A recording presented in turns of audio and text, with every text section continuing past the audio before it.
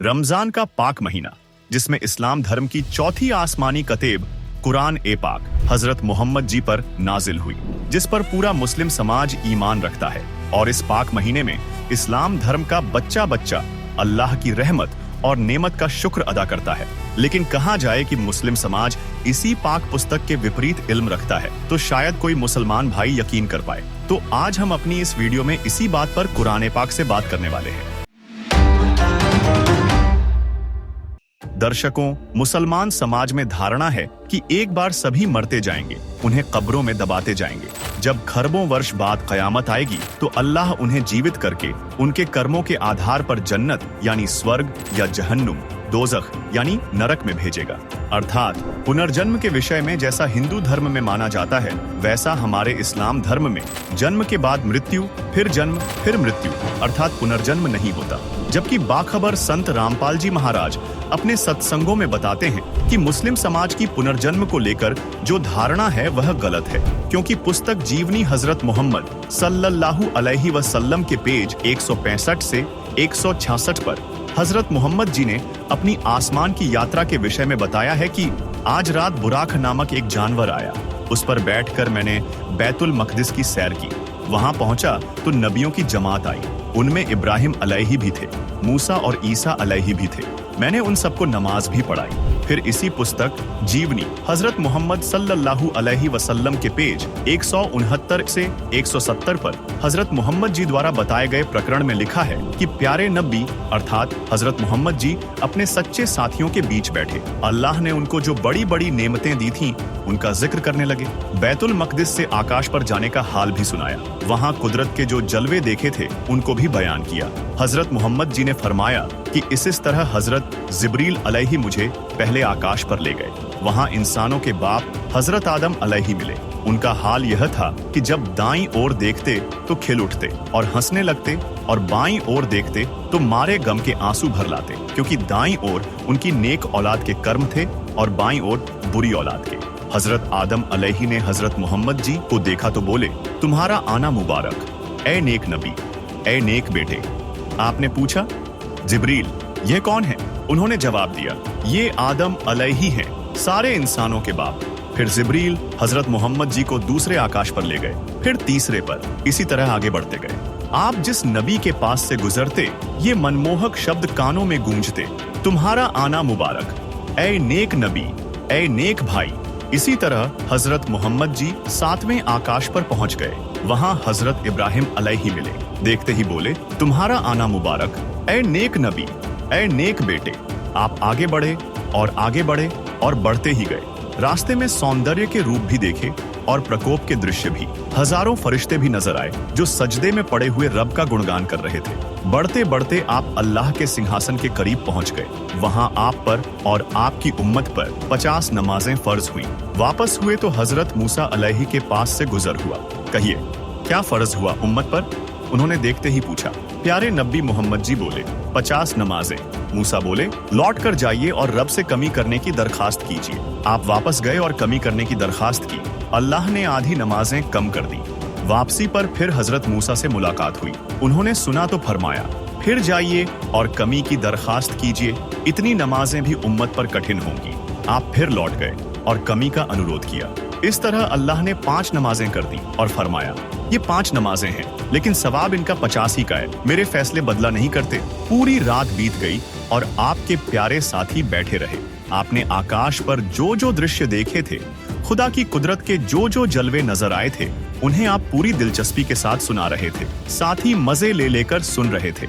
आपने जन्नत में जो कुछ देखा वह भी बयान किया और नेक साथियों को खुशखबरी भी दी कि जन्नत में ये नेमतें तुम्हारा इंतजार कर रही हैं। दर्शकों, अब आप जीवनी हजरत मोहम्मद सल्लल्लाहु अलैहि वसल्लम के पेज 165 से 166 और 169 से 170 पर विचार करिए कि हजरत आदम, जिन्हें मुस्लिम समाज इंसानों का बाप मानता है और अपना प्रथम पुरुष मानता है, वे अपनी ही संतानों को अच्छे कर्मों के फल अनुसार सुखी अर्थात जन्नत में देख खुश हो रहे हैं, और बुरे कर्मों के फल स्वरूप दुखी अर्थात दोजख जहन्नुम में पड़ी अपनी संतानों को देख दुखी हो रहे हैं। दूसरा, इस्लाम के अनुसार अभी तो कयामत आई ही नहीं तो बाबा आदम, हजरत इब्राहिम, हजरत मूसा, हजरत ईसा आदि सब नबी ऊपर क्या कर रहे हैं। वही पुस्तक आओ जैन धर्म को जाने के पेज 154 में प्रश्न 1540 में प्रश्न किया गया है कि इस्लाम धर्म में भगवान आदिनाथ को क्या माना गया है, जिसका उत्तर देते हुए लिखा है कि आदम बाबा, अर्थात जैन धर्म के प्रवर्तक तथा प्रथम तीर्थंकर आदिनाथ यानी ऋषभ देव जी मृत्यु के पश्चात बाबा आदम रूप में जन्मे थे। यानी बाबा आदम वाली आत्मा का तो पहले ही पुनर्जन्म हो चुका था और अब वे हजरत मोहम्मद जी को ऊपर मिले, जहां अपनी संतानों को नरक व स्वर्ग में देख दुखी हो रहे हैं। इससे तो सिद्ध होता है कि इस्लाम में भी पुनर्जन्म होता है। नाजरीन, जब से मनुष्य का जन्म हुआ है तब से इस सवाल ने मनुष्य को उलझा कर रखा है। आज हम चर्चा करेंगे पुनर्जन्म की, जिसे इंग्लिश में रीइंकार्नेशन भी कहते हैं। इसमें हम देखेंगे कि साइंस ने पुनर्जन्म पर क्या रिसर्च की है और आपको उन लोगों से भी रूबरू करवाएंगे जो सबूतों के साथ दावा कर रहे हैं कि उनका पुनर्जन्म हुआ है। वो पहले मुसलमान थे, अब उनका जन्म हिंदू परिवार में हुआ है। एक मुस्लिम परिवार से एक्सपायर हुई बच्ची जिसका जन्म जो है अहिरका गांव के हिंदू परिवार में हुआ है और उसकी बहुत सारी रहस्यमय चीजें हैं। जन्म, मृत्यु और जन्म के बीच में कौन सा वो सफर चल रहा है, आत्मा कित की जावे है, बहुत सारे सवाल हैं। तो उन सवालों के जवाब खातिर हम पहुंच गए हैं अहिरका गांव में। तो हम देख सको ये जिला जींद का अहिरका गांव है भाई। ये देखो भाई, ये है वो 4 साल की बच्ची। आज बेटे आगे बैठ जा। क्या नाम है? मिष्टी। 4 साल की मिष्टी, जो कि पिछले जन्म में क्या नाम था? पीछे रानी। पिछले जन्म में रानी था भाई। अच्छा, पिछला जन्म कहाँ हुआ था बेटे आपका? उड़ीसा में। देख लो भाई, छोटी सी 4 साल। कितनी उम्र आपकी? 4 साल। 4 साल की मिष्टी, जिसको ये पता है कि भाई उड़ीसा भी कोई जगह है देश के अंदर। और आपके पापा का क्या नाम बेटा? पिछले वाले पापा जो? सलमान। ले भाई, सलमान की बेटी है। अरे ई वाले पापा का क्या नाम है? सुभाष। सलमान की बेटी ने सुभाष के घर में जन्म लिया है। आपकी मम्मी का नाम क्या बेटे, जो उड़ीसा वाली मम्मी है? समीना। और आपके भैया का नाम? आसमान। आपकी बहन का? मोड़ी। तो ये देखो भाई, बड़ा आश्चर्यजनक सा मामला है कि 4 साल की बच्ची और फटाफट बताने लग रही है अभी पिछले जन्म में उड़ीसा में इसका जन्म हुआ था। और आपके घर के आसपास कोई क्या चीज होती थी? आगे तो मंदिर। अच्छा। और पीछे स्टेडियम। अच्छा, पीछे स्टेडियम था। हाँ। अच्छा। और आपकी मम्मी जो है वो जब प्रेयर करती थी, कैसे याद करके करती थी? पता ना करके। ये देखो भाई, यानी कि नमाज पढ़ी जाती थी इनके घर में। देखो, आश्चर्य की बात है कि मुस्लिम परिवार की एक लड़की जिसका जन्म हिंदू परिवार में हुआ है। इस बात का एक बहुत बड़ा उदाहरण भी मिला है कि भाई जिस अल्लाह को, जिस खुदा को, जिस गॉड को, जिस भगवान को, जिस वाहिगुरु को हम अलग अलग नाम से जाना है, वो एक के है। ये बहुत बड़ा उदाहरण इस बच्ची ने बहुत बड़ा उदाहरण बना के दिखा दिया है। तो इसके ऊपर हमने रिसर्च करी है, काफी सारी चीजें निकल कर आई हैं। इस बिटिया का नाम, पिछला नाम क्या था आपका? रानी। पिछला जन्म में रानी और इस जन्म में मिष्टी। अच्छा, क्या खाते थे बेटे पिछले जन्म में? कौन सा फेवरेट खाना होता था आपका? फिश। मछली खा करती भाई पिछले जन्म में। और इनके घर के नहीं बोले, जब यह जमा 1.5 साल की थी तो मछली मांगने लगी। अरे आप खाते हो? नहीं खाते। देखो, ये चीजें हम इसलिए भी पूछ रहे हैं भाई, ताकि पुष्टि होवे कि वाक्य में मिष्टी का पुनर्जन्म उड़ीसा तक लेकर और अहिरका गांव में होया है। मतलब एक्सपायर हुए। किस तरह से मौत कैसे हुई बेटे? कैसे, क्या घटना घटी थी जब आपकी मौत हुई? प्लेन में बैठे थे, प्लेन क्रैश हो गया। प्लेन क्रैश हो गया। कौन कौन थे आपके साथ? मेरे पापा। अच्छा, आपके पापा साथ में थे? पापा तो प्लेन उड़ा रहे थे। अच्छा, और आपकी मम्मी? मम्मी साथ में बैठी थी। अच्छा, आपकी मम्मी साथ में बैठी थी। हाँ। तो जब वो जो एरोप्लेन था जो आपका क्रैश हुआ, तो कहाँ गिरा? पानी में। कहाँ है इसकी मम्मी? अच्छा, एक बात बताओ, क्या आपने पता था कि भाई पिंकी जो है इस तरह से पुनर्जन्म की बातें इसका याद रह जाएंगी? कब आपने बेरा पटाया कि भाई इसने पुनर्जन्म की बात याद? मतलब 8-9 महीने की ऐसे ही बोलने लगी थी कारण शुद्ध भाषा में। अच्छा, इसके जो पिताजी हैं सुभाष जी, वो बताऊं थे बोले स्केटिंग का बेरा था इसने, हाँ मेरा था क्या बोलिए? मतलब इसका जन्मदिन था, बोली पापा मेरे खातर तो स्केटिंग ले आई है अच्छा, चलाने वाले आए स्केटिंग मंगवाए थे तने? देख लो, ये 4 साल की बच्ची है, इसने नहीं बेरा स्केटिंग क्यों है। उसके बाद जैसे बर्गर वगैरह ले आए या अखरोट ले आए थे? तो या नु बोली इसका पापा देकर बर्गर लिया, नु बोली बोले पापा वो मछली वाला बर्गर लेकर आना था, बोले वो भरवा के। अच्छा, बोले ये तो सिंपल बर्गर है, बोले ये इसमें टेस्ट तो कैसा है। बोले मेरी मम्मी तो बोले बर्गर वाला मतलब बर्गर जो बनाती थी ना हाँ, मछली वाला बना। हाँ, क्योंकि उड़ीसा में उधर का खान पान ऐसा ही है। तो तम अगर मामी से तेनू पूछ लिया भाई के सब्जी बनाओ ना करेगी, फिश फ्राई कर लो अच्छा, या मैं बना दूं, ये तो छुटवा दिया था सुभाष जी आजूरन। या मैं बना दूं काट के खाओगे या बर्मा खाओगे, अच्छा, मतलब मेरे पे बनवा लो जो बनवाना था मैं। अच्छा, इसको ये बनाने का पता था हैं? हाँ। आपसे एक बात ज़रूर कहना चाहूँगा भी इस्लाम धर्म के ऐसी कोई बात नहीं होती हमारे, ना कोई हदीस में लिखा है ना कोई कुरान में ऐसा लिखा है। लेकिन मैं जैसे बच्ची बता रही है, मैं इस चीज़ को एक चीज़ मानता हूँ भी बच्ची ये कुदरत का करिश्मा उस अल्लाह की मर्जी है भी इस बच्ची को इतना कुछ याद है। भाई साहब आपका क्या नाम है? कुलदीप दिन है जी। कुलदीप दिन। हाँ जी। तो आप मतलब मुस्लिम परिवार से बिलोंग करते हैं? मुस्लिम परिवार से जी। अच्छा जी, आपके आस पड़ोस में ही जो मिष्ठी जो बेटी है वो एक दावा करती है कि इसका पिछला जन्म मतलब मुसलमान फैमिली में था। हमारी जो बात करने का जो तरीका है वो अलग है। हो सकता हो भाई आप सलमान जब आप हो तो आप कुछ इससे बातचीत कर सको आप, तो जैसे आप एक बार इससे बातचीत करना चाहे तो कैसे क्या कुछ है अगर आप बता सके तो बच्चे। तो मैं तो देखते हैं बात करके हाँ, क्या बताएंगे जी, जी, बच्चे। जी। बेटे आपका पापा का क्या नाम है? पिछले अगले हाँ जी, पिछले का सलमान। सलमान। मम्मी का क्या नाम है बेटे? समीना। सबीना। भाईजान का? भाई का आसमान। आसमान। और आपकी कोई बहन भी थी, क्या नाम है उनका? मुड़ी। मुड़ी। नमाज पढ़ते थे बेटे आप? हाँ, कितने टाइम की नमाज पढ़ते थे? 5 टाइम की। घर पे पढ़ते थे हाँ। ईद की नमाज? कौन पढ़ाता था आपको? दीदी। दीदी पढ़ाती थी। और आपके आसपास माहौल था, खाने पीने में क्या लेते थे मेन? फिश। फिश खाते थे। बेटे आपको याद हो आपके पापा ईद की नमाज से पहले कोई ज़कात देते थे? ऐसा कुछ होता था आपके परिवार में? हाँ, होता तो था। क्या होता था बेटे? गरीबों को खाना देते थे। गरीबों को खाना देते थे। क्योंकि ऐसा मोमडन परिवार के अंदर ऐसा पहली बार देखा गया है। मैंने तो अपनी जो जब से होश संभाला है उस टाइम से लेकर आज तक मैंने ऐसा कोई केस नहीं देखा है। एक चीज़ और पूछो। जी जी पूछो जी। बेटे जैसे आपका इंतकाल हो गया, इंतकाल होने के बाद में तैया दसमा वगैरह होता है उधर?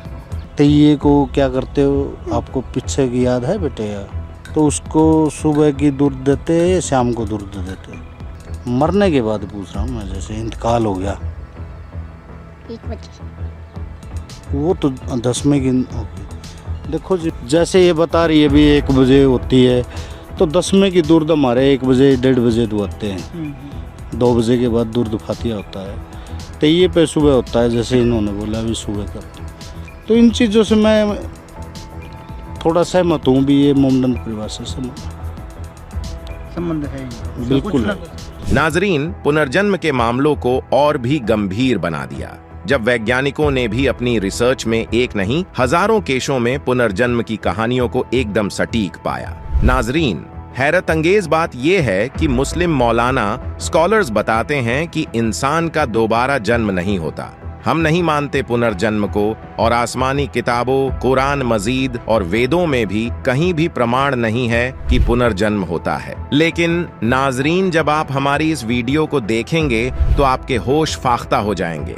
नाजरीन, भारत सहित दुनिया भर में पुनर्जन्म की हजारों घटनाएं हैं जिनको ज्यादातर लोग सच मानते हैं। वीडियो ज्यादा बड़ी न हो जाए, इसलिए आपको समझाने के लिए हम सिर्फ 2 घटनाओं का जिक्र करेंगे, और इन दोनों केसों की जांच इंटरनेशनल लेवल पर हो चुकी है। पहली शांति देवी की पुनर्जन्म की घटना और दूसरी ऐसे हिंदू लड़के की घटना जो अपने पिछले जन्म में मुसलमान था। नाजरीन, इन घटनाओं को जानने से पहले जिन्होंने इनकी जांच की उनके बारे में जानते हैं। विश्व भर में फैले ऐसे कई वैज्ञानिक हैं जिन्होंने पुनर्जन्म पर रिसर्च की और उन पर अनेकों किताबें भी लिखी गई हैं। इनमें सबसे विख्यात हैं university of Virginia school of medicine में 50 वर्षों तक बतौर MD काम कर चुके डॉक्टर इयन स्टीवनसन, जिन्हें 1964 में जीरोक्स प्रक्रिया के आविष्कारक मिस्टर चेस्टर कार्लसन ने पुनर्जन्म पर रिसर्च करने के लिए $10 लाख दिए थे, और डॉक्टर स्टीवनसन ने पूरे दुनिया भर में घूमकर पुनर्जन्म की हजारों घटनाओं को उजागर किया जो पुनर्जन्म को बड़ी ही स्पष्टता से सिद्ध करती हैं। इयन स्टीवनसन ने साल 1966 में 20 केसेस सजेस्टिव ऑफ रीइंकार्नेशन के नाम से एक बुक लिखी, जिसमें इन्होंने 20 ऐसी पुनर्जन्म की सच्ची घटनाओं का वर्णन किया है जिनकी जांच ये खुद कर चुके हैं। इन 20 घटनाओं में से 2 घटनाएं भारत की भी थी। पहली घटना शांति देवी की थी, जो पूरे देश में बहुचर्चित हुई, जिसे इंटरनेट पर आप Shanti Devi reincarnation story type करके सर्च कर सकते हैं। और दूसरी घटना ऐसे हिंदू बच्चे की थी जो अपने पिछले जन्म में मुसलमान था। इस बच्चे ने अपने पिछले जन्म के बारे में बारीक से बारीक चीजों के बारे में बताया था, जिसके कारण भारत की फेमस फिजियोलॉजिस्ट सतवांत पसरिचा ने भी इस केस को अपनी बुक में लिखा है। नाजरीन, पुनर्जन्म की ये सच्ची घटना मुशीर अली नाम के एक मुस्लिम लड़के की है, जो अपने परिवार के साथ उत्तर प्रदेश के लखनऊ में एक काकोरी नाम के कस्बे में रहता था। मुशीर अली के पिता का नाम फकीर हैदर अली था। मुशीर अली पिता फकीर हैदर अली की दूसरी पत्नी नाजिमा के सबसे बड़े बेटे थे। फकीर हैदर अली, जो कि धार्मिक गीत गाकर भिक्षा मांगते थे। अपने परिवार में मुशीर अली ही इकलौता कमाने वाला था, जो बाजार से सब्जियां और फल बेचकर अपने परिवार का गुजारा करता था। 30 जून 1980 की सुबह को मुशीर अली बाजार से घोड़ा तांगा यानी घोड़ा गाड़ी में आम भरकर ले जा रहा था। एक ट्रैक्टर ने उसे और उनकी आम से भरी गाड़ी को टक्कर मार दी, जिससे मुशीर अली के शरीर के राइट साइड हिस्से की पसलियों में गंभीर फ्रैक्चर हो गया और उसकी मौके पर ही मौत हो गई। यह जानलेवा हादसा काकोरी से लखनऊ जाने वाली सड़क पर बाजनगर गांव से आधा किलोमीटर दूर हुआ। मौत के समय मुशीर अली की उम्र 25 वर्ष थी। नाजरीन, मुशीर अली की मौत के ठीक 1 साल बाद ही यानी कि सन 1981 में मुशीर अली का पुनर्जन्म उत्तर प्रदेश के लखनऊ जिले के बाजनगर गांव में हुआ। अब मुशीर अली का जन्म एक हिंदू परिवार में हुआ। यहाँ पर इनके पिता का नाम गुरु प्रसाद और माँ का नाम विश्वना था और इनका नाम नरेश रखा गया। नरेश बर्थ डिफेक्ट के साथ पैदा हुआ था, जिसके शरीर पर राइट साइड की पसलियों पर गहरा निशान था। ये निशान ठीक वही जगह था जहां पर मुशीर अली की पसलियों में फ्रैक्चर हुआ था। जन्म के 1 साल बाद नरेश ने बोलना शुरू कर दिया। तब नरेश अपनी 1 साल की उम्र में काकोरी काकोरी बार बार बोलता रहता था। नाजरीन, ये वही जगह थी जहां पर मुशीर अली का जन्म हुआ था, पर नरेश के इन शब्दों पर किसी ने ध्यान नहीं दिया क्योंकि वो छोटा था। जब नरेश 2 साल का हुआ, तब नरेश घुटने टेक कर यानी नमाज पढ़ने की पोजीशन में देखा गया। कुछ समय तो नरेश के माता पिता इस चीज को समझ नहीं पाए, पर नरेश इस नमाज की पोजीशन को बार बार दोहराता था। इसके अलावा नरेश घोड़ा गाड़ी चलाने का खेल खेलता था। नरेश खाट में रस्सी बांधता और ऐसी आवाज करता जैसे कि वह घोड़े को आगे बढ़ने का निर्देश दे रहा हो। काकोरी का वह फकीर हैदर अली, जो मुशीर अली का पिता था, भिक्षा मांगकर अपने परिवार का भरण पोषण करता था। प्रत्येक गुरुवार को बाजनगर और नरेश के घर आता था। जब नरेश ने चलना सीख लिया तो वह फकीर के पीछे पीछे अगले 2-3 घरों तक जाता और फिर अपने घर लौट आता। हालांकि नरेश के माता पिता ने फकीर को भिक्षुक के लिए हिंदू शब्द बाबा से संबोधित करने के लिए कहा था, लेकिन नरेश उन्हें अब्बा के रूप में संबोधित करता था। नाजरीन, अगस्त 1987 तक जब नरेश लगभग 6 वर्ष के थे, तब वह बार बार कहते थे कि वह काकोरी से मुस्लिम थे। एक दिन जब उसने फकीर को देखा तो उसने उसे फिर अब्बा कहा और उससे पूछा, क्या तुम मुझे नहीं पहचानते? मेरे घर में 5 नीम के पेड़ हैं। मुझे एक ट्रैक्टर ने टक्कर मार दी थी।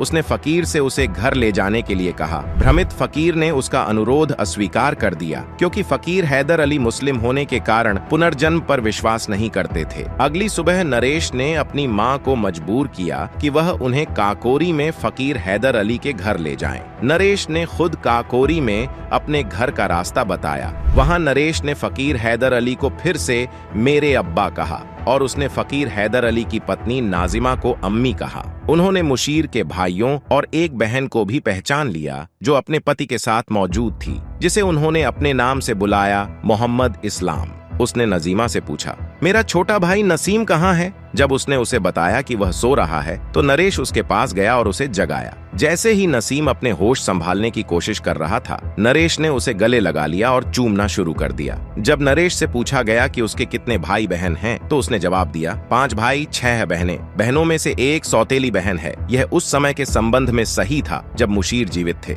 जब नजीमा ने मुशीर की मौत के 3 महीने बाद पैदा हुई अपनी 6 साल की बेटी सबिया की ओर इशारा करके पूछा कि वह कौन है, तो नरेश ने जवाब दिया, वह उस समय आपके पेट में थी। नरेश ने घर के अंदर 5 धातु के सूटकेस में से मुशीर के सूटकेस की भी सही पहचान की और खोलने से पहले उसमें रखे सामान का सटीक वर्णन किया।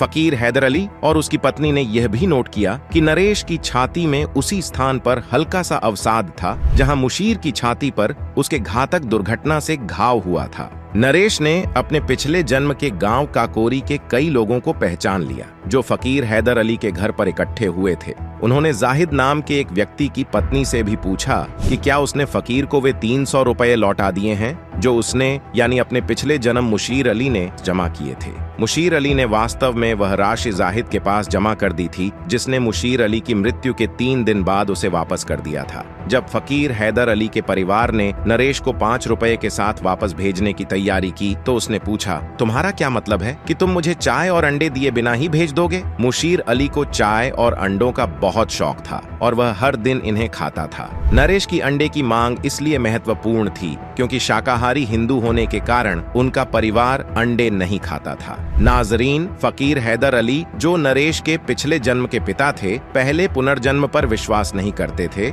लेकिन नरेश की बहुत सारी चीजों की सटीक जानकारी जैसे नरेश ने अपने पिछले जन्म का बैंक अकाउंट नंबर भी बता दिया था को देखकर फकीर हैदर अली और उनके परिवार ने भी माना कि अपने पिछले जन्म के बेटे मुशीर अली का पुनर्जन्म नरेश के रूप में हुआ है। इस घटना के बाद से फकीर हैदर अली और उनका परिवार भी पुनर्जन्म पर विश्वास करने लग गया। इस्लाम में माना जाता है कि अल्लाह एक है।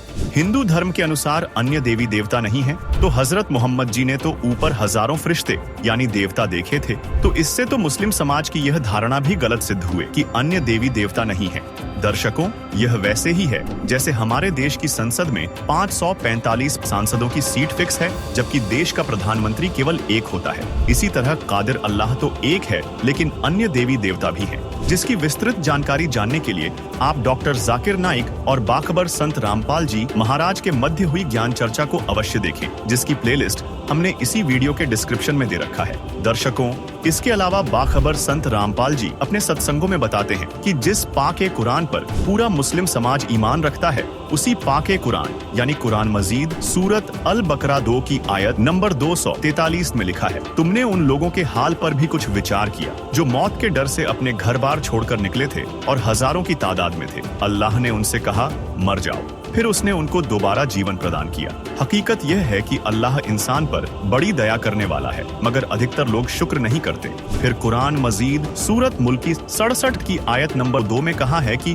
जिस अल्लाह ने मरना और जीना बनाया ताकि तुम्हें जांचे कि तुम में कौन अच्छा काम करता है, और वह अल्लाह बड़ा बलवान और बड़ा ही क्षमा करने वाला है। साथ ही कुरान मजीद सूरत अंबिया 21 आयत नंबर 104 में और स्पष्ट किया है कि जिस दिन आसमान को इस तरह लपेट लेगा जिस तरह पुलंदे में कागज लपेट लेते हैं, जिस तरह हमने पहले कायनात अर्थात सृष्टि को पैदा किया था, हम उसे दोहराएंगे यानी पुनरावृत्ति करेंगे। यह वादा हमारे जिम्मे है, हमें जरूर करना है। फिर कुरान मजीद की सूरत अर रूम 30 की आयत 11 में कहा है कि अल्लाह पहली बार सृष्टि को उत्पन्न करता है, फिर उसे दोहराएगा यानी पुनरावृत्ति करेगा।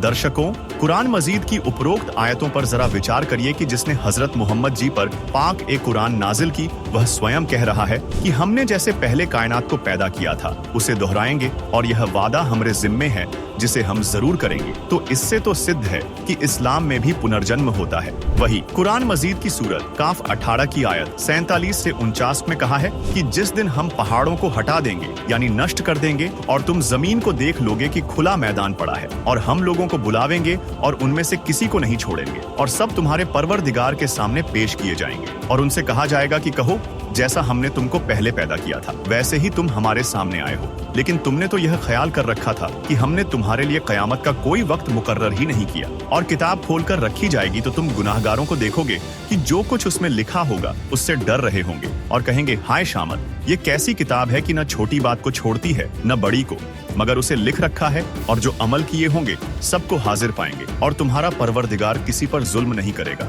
दर्शकों, इस आयत में भी स्पष्ट किया गया है कि जिस तरह हिंदू धर्म में माना जाता है कि प्रत्येक कर्म के अनुसार उसका हिसाब किताब भगवान के दरबार में होता है और उसी अनुसार उसे अलग अलग जीवों के शरीर मिलते हैं, जिसके लिए पंक्तिबद्ध तरीके से धर्मराय के सामने खड़े होना पड़ता है। उसी का संकेत कुरान बोलने वाले अल्लाह ने कुरान मजीद की सूरत काफ 18 की आयत 47 से 49 में किया है।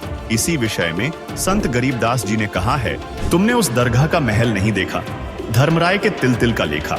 इसके अलावा एक समय एक वलीद बिन मुगहरह नामक व्यक्ति ने पहले तो मुसलमानी स्वीकार की, उसको अच्छे लाभ भी हुए। बाद में वह हजरत मोहम्मद जी की खिलाफत करने लगा, कुरान को जादू करार देने लगा तथा कहने लगा कि यह तो मानव द्वारा बोली वाणी है, अल्लाह की नहीं है, तथा हजरत मोहम्मद को जादूगर बताने लगा। तब कुरान ज्ञान देने वाले अल्लाह ने कुरान मजीद की सूरत मुद्दस्सिर 74 की आयत 26 से 27 में कहा कि मैं शीघ्र ही उसे सकर अर्थात जहन्नुम में झोंक दूंगा, यानी नरक की आग में डाल दूंगा। दर्शकों, विचार करें, कुरान बोलने वाला स्वयं कब्र की बजाय शीघ्र नरक में डालने को कहा है, जो उस सिद्धांत को गलत सिद्ध करता है जो इस्लाम के प्रवक्ताओं, मौलवियों व उलेमाओं द्वारा बताया जाता है कि कयामत तक सब नबी से लेकर सामान्य व्यक्ति तक कब्रों में रहेंगे। और जीवनी हजरत मोहम्मद सल्लल्लाहु अलैहि वसल्लम के पेज 165 से 166 और 169 से 170 में दी गई। हजरत मोहम्मद जी की आसमान वाली यात्रा तो पुनर्जन्म को पूर्णतः स्पष्ट ही कर रही है कि हजरत आदम, हजरत इब्राहिम, हजरत मूसा, हजरत ईसा आदि सब नबी व आदम जी की अच्छी बुरी संतान ऊपर नरक व स्वर्ग में थे। दर्शकों, इससे स्पष्ट है कि इस्लाम धर्म में भी पुनर्जन्म होता है। इस्लाम धर्म में जो धारणा है कि एक बार सभी मरते जाएंगे और उन्हें कब्रों में दबाते जाएंगे, जब कयामत आएगी तो उन्हें जीवित किया जाएगा, ये एकदम गलत सिद्ध होती है। दर्शकों, इस वीडियो में बताया गया इल्म और तथ्य बाखबर संत रामपाल जी महाराज के सत्संगों का अंश मात्र है। अतः आप सभी दर्शकों से निवेदन है कि इस्लाम से जुड़े ऐसे ही रहस्यों से रूबरू होने के लिए बाखबर संत रामपाल जी महाराज द्वारा लिखित पाक पुस्तक मुसलमान नहीं समझे ज्ञान कुरान को संत रामपाल जी ऐप से निशुल्क डाउनलोड करके पढ़ें, या बाखबर संत रामपाल जी महाराज के सत्संगों को YouTube चैनल मुसलमान नहीं समझे ज्ञान कुरान में प्रतिदिन देखें।